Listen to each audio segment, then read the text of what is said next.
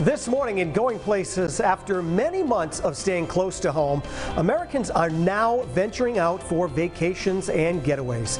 Now, after more than a year, cruise ships are once again setting sail from U.S. ports to exciting destinations. We're so happy about this. Joining us to talk about the restart of cruising is Gabe Saglier, one of the world's foremost travel experts, senior editor at TravelZoo and friend of the Roadshow. It's great to see you, Gabe. Ahoy, Will. Good to see you. Yeah, welcome aboard. All right, so after months of no cruise ships setting sail, why is now a good time to plan a vacation or getaway? So you said it. I mean, you said a year. I think it's actually closer to like 18 months, I feel, that this industry has been shut down since March of 2020. And listen, there's an amazing amount of pent-up demand. We've seen, Will, what's been happening on the airline industry side. Some of the numbers, just of the sheer number of people flying, in some cases surpassing pre-pandemic 2019 levels. So people are ready to get up and go. Now it's the cruise industry's turn. It's coming back strong. The last couple of weeks, several cruise lines have set sail all over again out of American ports, primarily southern Florida. That's where you'll find the vast majority of offerings right now is out of ports like Miami. The latest cruise line to do this are my friends here at MSC Cruises. Just last week, Will, they set 3- and 4-night sailings underway aboard their beautiful ship, the MSC Meraviglia. And all of those Caribbean ships include stops on their private island, which is called the Ocean Key Marine Reserve there in the Bahamas. So 7-night sailings begin next month in September. So the demand has been there, and now the cruise industry is responding with new ships and more and more itineraries over the next several months. Yeah, well, I love a cruise. I think it's a lot of fun. You meet some great people. Obviously, you eat great food while you're on one of the ships. What can passengers expect when taking a cruise vacation? Because some people are still a little scared about it.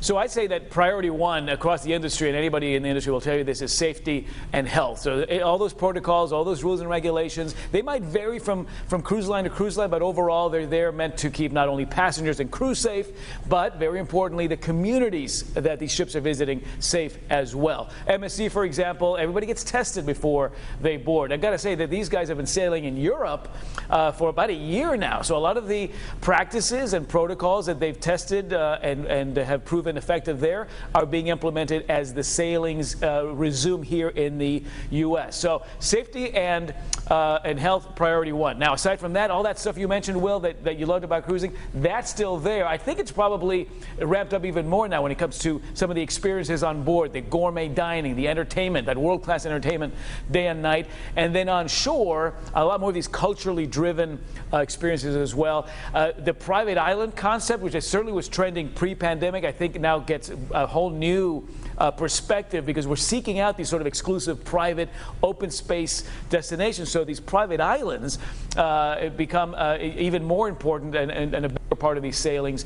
MSC's got their Ocean Key Marine Reserve, which opened up in December of 2019, so barely touched before the industry had to come to a halt. Now, just this past week, beginning to welcome cruisers all over again. But this is a beautiful 95-acre reserve, 2 miles of white sand beach. You can get massages on the beach. You can do some fantastic dining. The snorkeling is fantastic. These coral nurseries that are springing up around the island. So, again, the experience factor, I think, has really been elevated quite nicely now. It really has. And now talk about some of the other destinations the guests can visit. Like, where else are they going to? I know a lot of these places have their own private islands, but there are some spectacular locations that you can go to bed at nighttime and wake up the next day. That's it. And Will, these are places that we've been visiting virtually for the last 18 months, and now they're back open. So some of the tried and true, like the Bahamas and Jamaica, a lot of these southern Caribbean islands below the hurricane belt where the weather tends to be a little bit nicer, like Aruba, Bonaire, Curacao, and then Central American spots like Costa Rica, Belize, very popular as well. You throw that and combine it with some of the value factor realities that we're seeing with the cruise industry, and yeah, this is becoming certainly incentivizing a lot of folks right now. And a lot of these cruise companies, they are going above and beyond to make sure that they welcome guests back and that everybody feels comfortable. Yeah, the flexibility is unprecedented, so you can cancel or change your sail dates on an MSC cruise, say 48 hours before you set sail. So that's unprecedented flexibility. Kids under 12 sail free. You're paying inside cabin prices, and they're putting you on balcony cabins. So like 3 nights on the MSC Meraviglia on our website at travelzoo.com. 3 nights, balcony, $129. So amazing value there, Will.